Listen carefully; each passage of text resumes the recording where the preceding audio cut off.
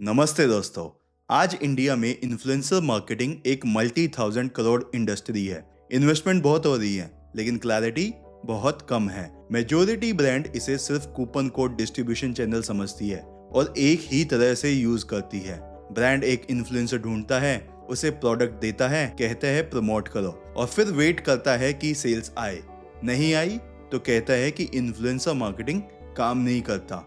गलती यहीं से शुरू होती है। मोस्ट ब्रांड्स को क्लियर ही नहीं होता कि वो इन्फ्लुएंसर से चाहते क्या हैं, अवेयरनेस, ट्रस्ट या कन्वर्जन। ये तीन अलग गेम्स हैं और तीनों के लिए इन्फ्लुएंसर का रोल बिल्कुल अलग होता है, ब्रीफ अलग होता है, रिजल्ट अलग होता है। इस कंफ्यूजन की वजह से ज्यादातर ब्रांड्स अपना मार्केटिंग बजट वेस्ट कर देते हैं। जो ब्रांड्स एक्चुअली इन्फ्लुएंसर मार्केटिंग से बिल्ड हुई है, उन्होंने एक चीज समझी कि ब्रांड का इन्फ्लुएंस एक ही जगह से नहीं आता, वो शिफ्ट होता रहता है। हर फेज में लोग ब्रांड को अलग सोर्स के थ्रू सुनते हैं और जो ब्रांड ये समझ जाए वो डेलिबरेटली चूज कर सकता है कि उसका इन्फ्लुएंस सोर्स क्या होगा। ये रियल वर्ल्ड में कैसे दिखता है, रॉयल इनफील्ड से समझते हैं। रॉयल इनफील्ड की जर्नी तीन फेज में दिखती है। पहला phase machine phase. Royal Enfield सिर्फ मोटरसाइकिल थी, रिलायबल, ड्यूरेबल, फंक्शनल। इस स्टेज पे ब्रांड खुद बोलती थी कि टीवी एड था टूल, ऑब्जेक्टिव था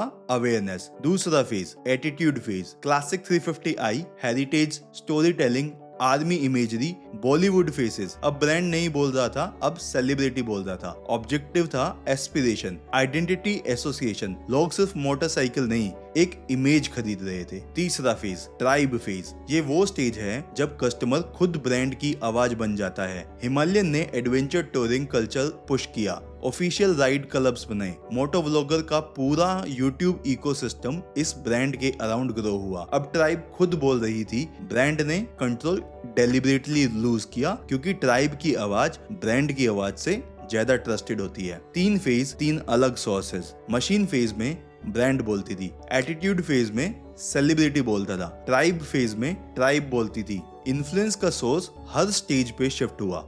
राज शमानी ने एक बार निखिल कामत के पॉडकास्ट में कहा, अगर तुम्हारे पास कम्युनिटी ऑफ इवांगलिस्ट नहीं है तो एक पॉइंट के बाद ब्रांड स्केल करना बहुत मुश्किल हो जाता है। यही रॉयल इनफील्ड ने प्रूव किया। ट्राइब फेज में इन्फ्लुएंस खुद सस्टेन करने लगता है। रॉयल इनफील्ड के लिए ये इवोल्यूशन ऑर्गेनिक था, डिकेड्स में हुआ। लेकिन एक सवाल है, क्या तुम इस नेचुरल इवोल्यूशन का वेट करोगे या कॉन्शियसली डिसाइड करोगे कि आज तुम्हारा ब्रांड के लिए कौन बोलेगा? यही डिसीजन ब्रांड बिल्ड करता है और वो डिसीजन शुरू होता है ऑब्जेक्टिव क्लैरिटी से। तुम्हारा इन्फ्लुएंसर क्या करने के लिए है, अवेयरनेस, ट्रस्ट या कन्वर्जन? जब तक ये क्लियर नहीं है, बाकी सब डिसीजन ऑटोमेटिकली गलत डायरेक्शन में चले जाते हैं। अगर ये समझ में आ गया तो इन्फ्लुएंसर मार्केटिंग रैंडम एक्टिविटी नहीं रहती, वो एक स्ट्रक्चर्ड सिस्टम बन जाती है और हर सिस्टम की कुछ कोर लेयर्स होती हैं। इसलिए इस वीडियो में हम इन्फ्लुएंसर मार्केटिंग को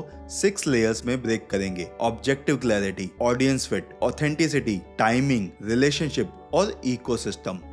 चलो शुरू करते हैं सबसे पहली लेयर से, ऑब्जेक्टिव क्लैरिटी। ये प्रैक्टिकली कैसे दिखता है? एक ऐसी कैटेगरी से समझते हैं जहां कोई सोचता भी नहीं कि इन्फ्लुएंसर मार्केटिंग काम करेगी। एटमबर्ग सीलिंग फैंस, एक इंडियन ब्रांड जिसे लोग सिर्फ फैन कंपनी समझते हैं, जिनकी इन्फ्लुएंसर स्ट्रैटेजी एक्चुअली एक टेक्स्ट बुक केस है। कॉम्पिटिटर्स थे ओरिएंट, हेवेल्स, क्रॉम्पटन जैसी लीगेसी कंपनीज और एटमबर्ग को उनके अगेंस्ट ब्रांड बिल्ड करनी थी। एटमबर्ग के सीबीओ अरिंदम पॉल, जो फाउंडिंग टीम का हिस्सा हैं और कंपनी को 0 से 1000 करोड़ तक ले गए, उन्होंने एक इंटरव्यू में एक चीज कही जो सिंपल लगती है लेकिन बहुत कम ब्रांड्स एक्चुअली करती है। उन्होंने कहा, हमने पहले अपनी ऑडियंस को समझा और हमने देखा कि हमारी ऑडियंस का परचेज डिसीजन 3 अलग जगह से इन्फ्लुएंस होता है। फिर डिसाइड किया कि तीनों तक पहुंचने का रास्ता भी अलग होगा। मतलब ऑब्जेक्टिव क्लियर था। 3 अलग इन्फ्लुएंसर टाइप। पहला, tech YouTubers. BLDC Motors technically complex product है, इसलिए टेक यूट्यूबर्स नेसेसरी थे। BLDC क्या होता है, इंडक्शन मोटर से कितना अलग है, बिजली में कितना फर्क पड़ता है, ये कॉन्वर्सेशन टेक ऑडियंस के साथ होती है और टेक यूट्यूबर्स ने एग्जैक्टली यही किया। डीप डाइव गए, टेक्निकल डिटेल्स कंपेयर किए और रियल वर्ल्ड टेस्ट करके दिखाया। दूसरा इन्फ्लुएंसर इंटीरियर डिजाइनर्स। नया घर बनाने वाला कस्टमर रेनोवेशन प्लान करता है तो गूगल से ज्यादा अपने डिजाइनर पे ट्रस्ट करता है, इसलिए इंटीरियर डिजाइनर नेचुरल इन्फ्लुएंसर थे।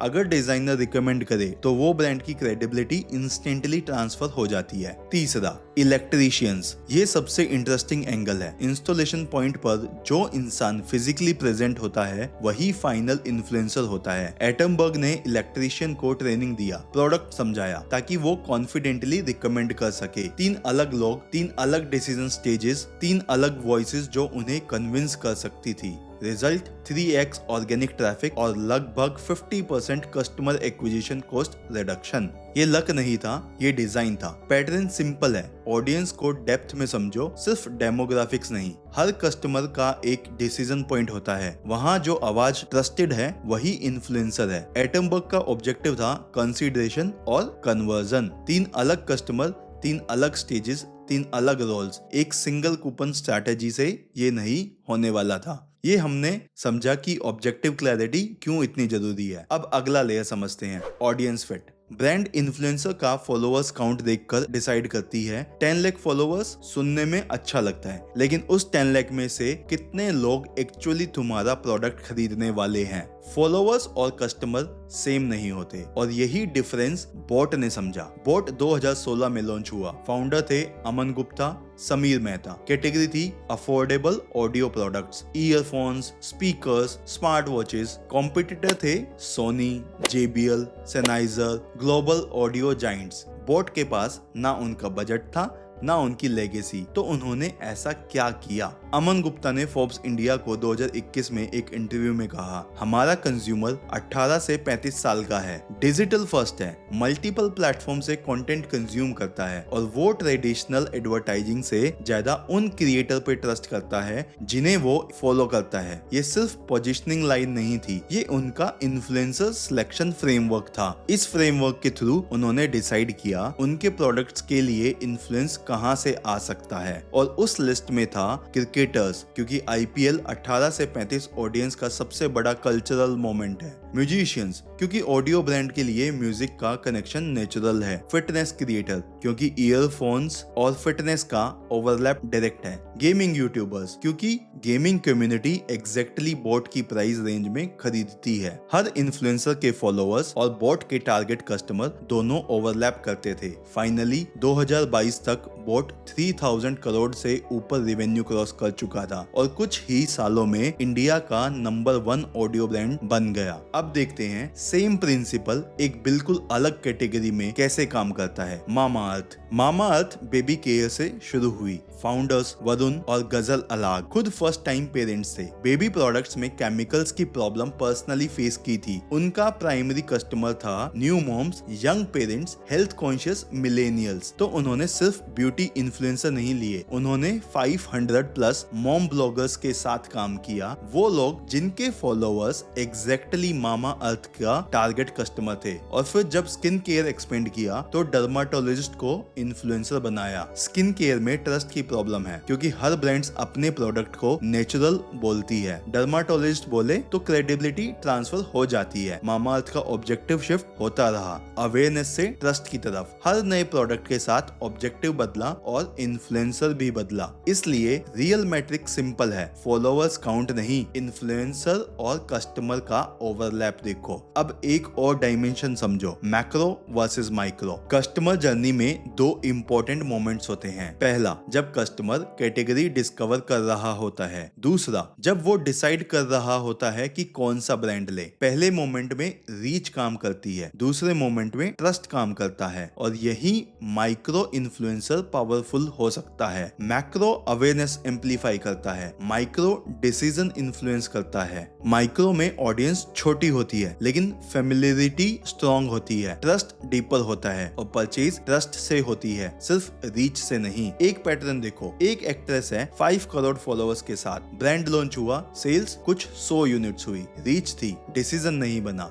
सिर्फ फॉलोअर्स इन्फ्लुएंस नहीं होते, और फेम ट्रस्ट नहीं होता। इन्फ्लुएंस तब होता है जब ऑडियंस रिकमेंडेशन को क्रेडिबल मानती है। अब तक हमने इन्फ्लुएंसर मार्केटिंग की 2 लेयर समझ चुके हैं। अब तीसरा लेयर ऑथेंटिसिटी। ये लेयर डिसाइड करता है कि कंटेंट रिकमेंडेशन लगेगा या सिर्फ प्रमोशन। एक सिंपल टेस्ट करो। उन इन्फ्लुएंसर के बारे में सोचो जिनके साथ तुमने रिसेंटली काम किया। उनमें से कितने लोग तुम्हारा प्रोडक्ट कैंपेन के बाद भी यूज करते हैं, सिर्फ पोस्ट के वक्त नहीं, रियल लाइफ में। अगर जवाब 0 है तो अवेयरनेस मिल सकती है, लेकिन ट्रस्ट बिल्ड करना मुश्किल होगा। इसको द होल ट्रुथ ब्रांड से समझते हैं। द होल ट्रुथ ने ऑथेंटिसिटी को सिर्फ मार्केटिंग टेक्निक नहीं बनाया, उसे ब्रांड आइडेंटिटी का हिस्सा बना दिया। फाउंडर शशांक मेहता, जो खुद एक पर्सनल फिटनेस ट्रांसफॉर्मेशन से गुजरे थे, उन्होंने ब्रांड एक क्लियर मिशन के साथ स्टार्ट किया, rebuild the world's trust in food. Package food industry में आमतौर पर क्या होता है, क्लेम्स बड़े होते हैं, इंग्रेडिएंट छोटे लेटर्स में लिखे होते हैं। द होल ट्रुथ ने अपोजिट अप्रोच लिया। हर इंग्रेडिएंट को फ्रंट पैक पर बड़े लेटर्स में, कोई हिडन डिटेल्स नहीं। ट्रांसपेरेंसी उनका प्रोडक्ट प्रॉमिस था। मार्केटिंग में भी उन्होंने वही कंसिस्टेंसी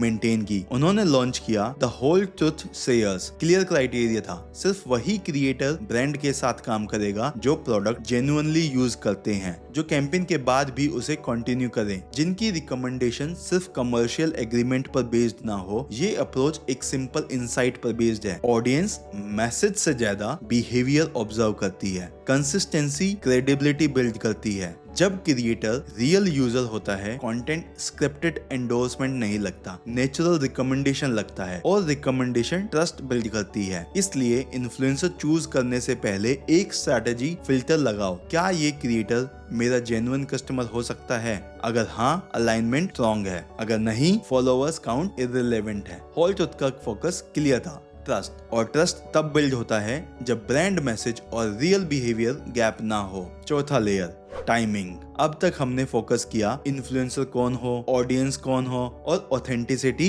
कहां से आए, लेकिन एक और वेरिएबल इक्वली इंपॉर्टेंट है, टाइमिंग। हर कस्टमर एक ही स्टेज पर नहीं होता। कोई कैटेगरी पहली बार डिस्कवर कर रहा होता है, कोई ऑप्शंस कंपेयर कर रहा होता है, कोई परचेज डिसीजन के करीब होता है। इन 3 मोमेंट्स में इन्फ्लुएंस का नेचर चेंज हो जाता है। इसी को प्रैक्टिकली देखते हैं मामाअर्थ के एग्जांपल से। जब उन्होंने बाय बाय ब्लेमिश लॉन्च किया, डर्माटोलॉजिस्ट प्रोमिनेंट थे। स्किन केयर में उस स्टेज पर सबसे बड़ा सवाल होता है, क्या ये साइंटिफिकली क्रेडिबल है? वहाँ क्रेडिबिलिटी प्राइमरी थी। लेकिन जब अनियन हेयर ऑयल लॉन्च हुआ, लाइफस्टाइल और ब्यूटी क्रिएटर्स ज्यादा विजिबल थे। हेयर ऑयल कैटेगरी फेमिलियर है, यहाँ ब्रांड विजिबिलिटी और रिकॉल इंपॉर्टेंट था। इन्फ्लुएंसर टाइप अलग था क्योंकि कॉन्टेक्स्ट अलग था। टाइमिंग ये डिसाइड करता है कि कस्टमर किस स्टेज पर है और उस स्टेज पर कौन सी आवाज सबसे रिलेवेंट होगी। सही इन्फ्लुएंसर, सही ऑडियंस, सही मैसेज अगर रॉन्ग मोमेंट पर आए तो इम्पैक्ट डाइल्यूट हो जाता है। ये 4 layers, objective, audience fit, authenticity और टाइमिंग, ये डिसाइड करते हैं कि इन्फ्लुएंसर कौन हो और कब हो। लेकिन एक सवाल अभी बचा है, इन्फ्लुएंसर के साथ तुम्हारा बिहेवियर कैसा हो? ज्यादातर ब्रांड्स का मॉडल सिंपल होता है, ब्रीफ भेजो, पोस्ट करवाओ, पेमेंट करो और नेक्स्ट इन्फ्लुएंसर। हर कैंपेन एक फ्रेश स्टार्ट, कोई कम्युनिटी नहीं, कोई रिलेशनशिप नहीं। लॉरियल ने अलग अप्रोच ली। उन्होंने पब्लिकली कहा है, एडवोकेसी, ट्रस्ट और ऑथेंटिसिटी मार्केटिंग की नई करेंसी है, और अगर ये करेंसी है तो क्रिएटर रिलेशनशिप को ट्रांजैक्शनल नहीं, लॉन्ग टर्म सोचना पड़ेगा। इस थिंकिंग के साथ उन्होंने long term creator community build की है। सिलेक्टेड क्रिएटर जो सिर्फ एक कैंपेन के लिए नहीं, ब्रांड जर्नी का हिस्सा होते हैं। ये क्रिएटर प्रोडक्ट लॉन्चेस में अर्ली एक्सेस पाते हैं, फीडबैक देते हैं, ब्रांड कॉन्वर्जेशन का हिस्सा बनते हैं। क्रिएटर सिर्फ डिस्ट्रीब्यूशन चैनल नहीं रहता, वो ब्रांड नैरेटिव का कंट्रीब्यूटर बन जाता है। कैंपेन रीच देता है, रिलेशनशिप ट्रस्ट देती है। कैंपेन में अटेंशन सिर्फ बोरो होती है, रिलेशनशिप में क्रेडिबिलिटी कंपाउंड होती है। रेंट किया हुआ अटेंशन कल चला जाता है, बिल्ड किया हुआ ट्रस्ट कंपाउंडिंग करता रहता है, और कंपाउंडिंग मार्केटिंग में सबसे अंडरवैल्यूड फोर्स है। अब बात करते हैं फाइनल लेयर की, इकोसिस्टम। अभी तक हमने समझे हैं objective, audience fit, authenticity, timing और रिलेशनशिप। अब आता है फाइनल लेयर, इकोसिस्टम। कुछ ब्रांड्स ने एक और सवाल पूछा, अगर इन्फ्लुएंसर इतना इम्पोर्टेंट है तो क्या हम खुद इन्फ्लुएंस क्रिएट कर सकते हैं? Zerodha stock broking company, finance category. India में फाइनेंस एक ऐसी कैटेगरी है जहां ट्रस्ट बिल्ड करना सबसे मुश्किल होता है। हर ब्रोकर कहता है बेस्ट रिटर्न्स, हर स्कीम कहती है सेफ इन्वेस्टमेंट्स। लोग पहले ही काफी बार डिसअपॉइंट हो चुके हैं। इस कॉन्टेक्स्ट में पेड रिकमेंडेशन नेचुरली सस्पेक्ट लगती है। तो ज़ेरोधा ने एक डिफरेंट रूट चूज किया। उन्होंने वर्सिटी बनाया, free financial education platform, no aggressive promotion, no constant product push, सिर्फ एक क्लियर गोल, लॉग इन्वेस्टिंग समझे। उन्होंने कंटेंट बनाया, कोर्सेज बनाए, एक्सप्लेनर्स बनाए, पैसा लगाया लेकिन नरेटिव कंट्रोल हैवी नहीं रखा। ये सिर्फ मार्केटिंग नहीं था, ये कंटेंट इंफ्रास्ट्रक्चर था। ज़ेरोधा ने अटेंशन खरीदने की कोशिश नहीं की, उन्होंने क्रेडिबिलिटी बिल्ड की, और क्रेडिबिलिटी फाइनेंस में सबसे पावरफुल एसेट होती है। ज्यादा इन्फॉर्म्ड इन्वेस्टर ज्यादा कॉन्फिडेंट डिसीजन लेते हैं। ये ज़ेरोधा का शॉर्ट टर्म ग्रोथ मॉडल नहीं, ये कंपाउंडिंग का मॉडल है। ये इकोसिस्टम लेवल है जहां ब्रांड्स इन्फ्लुएंस बोरो नहीं करता, खुद जनरेट करता है। अभी तक हमने समझा कि इन्फ्लुएंसर मार्केटिंग कैसे काम करती है। अब एक आखिरी चीज और समझते हैं, इन्फ्लुएंसर मार्केटिंग कब काम नहीं करती। पहला, जब प्रोडक्ट जेन्युइनली किसी प्रॉब्लम को सॉल्व नहीं करता, इन्फ्लुएंसर उसे छुपा नहीं सकता, उल्टा बैकलैश आता है, ऑडियंस स्मार्ट है। दूसरा, जब ब्रीफ इतना टाइट हो कि क्रिएटर की अपनी वॉइस ही नहीं बचती, ऑडियंस क्रिएटर के लिए आती है, ब्रांड के लिए नहीं। क्रिएटर की वॉइस गायब हो तो ऑडियंस भी जाएगी। तीसरा, जब पूरा ब्रांड एक ही इन्फ्लुएंसर पे डिपेंडेंट हो, एक कंट्रोवर्सी, एक फॉलआउट और ब्रांड की सारी क्रेडिबिलिटी एक साथ खत्म। इन्फ्लुएंसर मार्केटिंग टूल नहीं है, ये एक ट्रस्ट इंफ्रास्ट्रक्चर है, और इंफ्रास्ट्रक्चर बिल्ड किया जाता है, रेंट नहीं। अब इस पूरी वीडियो को एक प्रैक्टिकल फ्रेमवर्क में समराइज करते हैं, और अगर आपको अपनी ब्रांड के लिए influencer marketing strategy framework strong करनी है तो अपने आप से ये 4 सवाल पूछो। पहला, मेरा ऑब्जेक्टिव क्या है? अवेयरनेस, ट्रस्ट या कन्वर्जन? ये क्लियर होगा तो सही इन्फ्लुएंसर ऑटोमेटिकली डिफाइन हो जाएगा। दूसरा, इस इन्फ्लुएंसर की ऑडियंस और मेरे कस्टमर ओवरलैप करते हैं? फॉलोअर्स काउंट मैटर नहीं करता, ओवरलैप करता है। तीसरा, क्या ये इन्फ्लुएंसर मेरे जेन्युइन कस्टमर बन सकते हैं? अगर नहीं तो वो रीच दे सकते हैं, ट्रस्ट नहीं। चौथा, मैं इन्फ्लुएंसर के साथ रिलेशनशिप बिल्ड कर रहा हूँ या सिर्फ कैंपेन खरीद रहा हूँ? ये 4 सवाल ऑनेस्टली आंसर करो तो तुम्हारी अगली इन्फ्लुएंसर स्ट्रैटेजी पहली से बिल्कुल अलग होगी। अगर ये फ्रेमवर्क आपके काम आया और आप सीरियसली एक ब्रांड बिल्ड करना चाहते हैं तो इस चैनल को फॉलो कीजिए। मैं हूं सुमित शर्मा, मिलते हैं नेक्स्ट वीडियो में।